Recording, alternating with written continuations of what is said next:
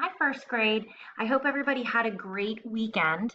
Today for math, we are going to be continuing talking about fractions and equal parts. So last week we took a look at some plane shapes and we saw how they could be divided into equal parts, and they could also be divided into parts that were not equal, but we're really focusing on the equal parts, and we learned that equal means the same. So if we look at this circle that's divided into two equal parts, the top part of the circle is the same size as the bottom part. So we can call those two equal parts, just like with the four equal parts here and here, and our three equal parts there.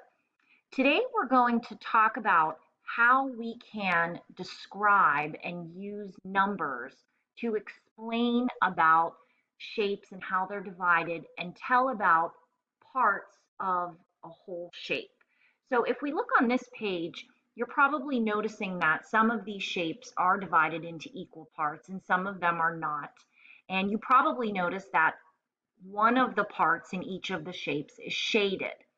So when we're talking about this, we want to be able to describe or give a number to tell about the shaded part. So if we look at this circle here, where the top portion is purple and the bottom part is not shaded, we look at this circle and we say to ourselves, okay, there are two equal parts in the whole thing.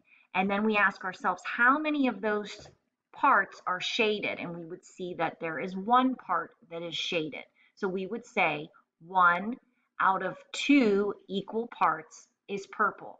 We can say the same here. 1 out of 2 equal parts is yellow, right? We have to again ask ourselves how many equal parts are in the whole thing and then how many are shaded. Same with this rectangle. There are 2 equal parts in the whole shape and one of those 2 parts is shaded blue. So 1 out of 2 equal parts is blue.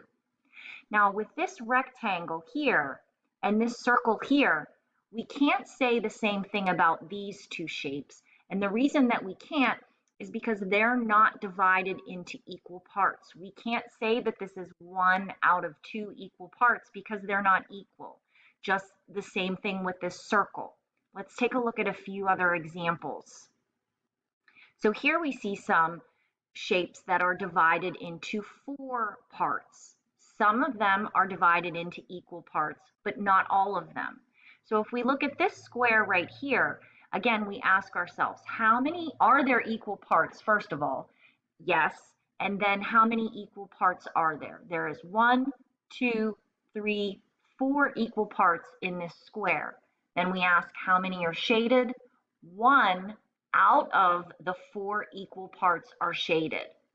If we look at this rectangle, same thing. There are 4 equal parts. That equal parts is the important part here. And the amount that's shaded, we can describe that as 1 out of 4 equal parts. Sometimes it can be tricky and you might want to say 1 out of 3 because we think of here's the shaded part and then the other parts are kind of separate. But when we're talking about fractions, it's important to think about the whole and then the parts of the whole. So we always want to figure out how many equal parts there are in the whole thing first, and then we can look at the shaded amount. So again, 1 out of 4 equal parts in the whole thing. Now with this square and this rectangle, again, we can't describe it in the same way because they're not divided into equal parts. These are not equal parts, so we can't say the same thing. We can't say 1 out of 4 is shaded blue for this square because they're not equal parts, okay? So remember, equal parts, very important. Okay, so today you'll be completing a couple of different, there'll be 2 different pages, and you'll be looking at a few different shapes divided up. So if we look at this square here, and let me fill it in. So say that we fill in one part of it. Again, we look at how many equal parts are in the whole thing and then how many are shaded. So we have 1, 2, 3, 4. There are 4 equal parts, but one of those 4 equal parts is shaded. So we would say that that's 1 out of 4 equal parts, okay? And if we take a look at this circle, and we shade 1 out of 2 equal parts. So again, we count how many equal parts are in the whole thing. We see how many are shaded. This would be also, or this would be 1 out of 2 equal parts. Okay? And lastly, for our last example here, if we shade 1 out of the 4 equal parts. So we can describe this as being 1 out of 4 equal parts. Now you could have more than one part shaded. In your activities today, you will see that there may be some shapes that has 2 out of 4 equal parts or 3 out of 4 equal parts.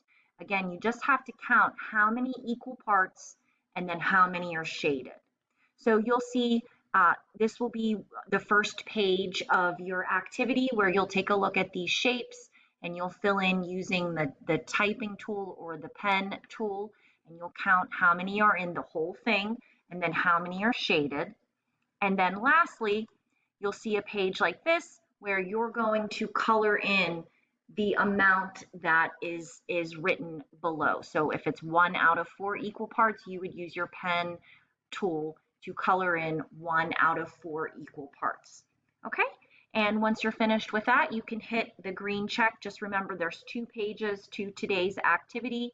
And again, the important part is we're looking for the equal parts and we have to count the whole and then figure out how many are shaded. All right, keep up the great work, boys and girls. Thank you.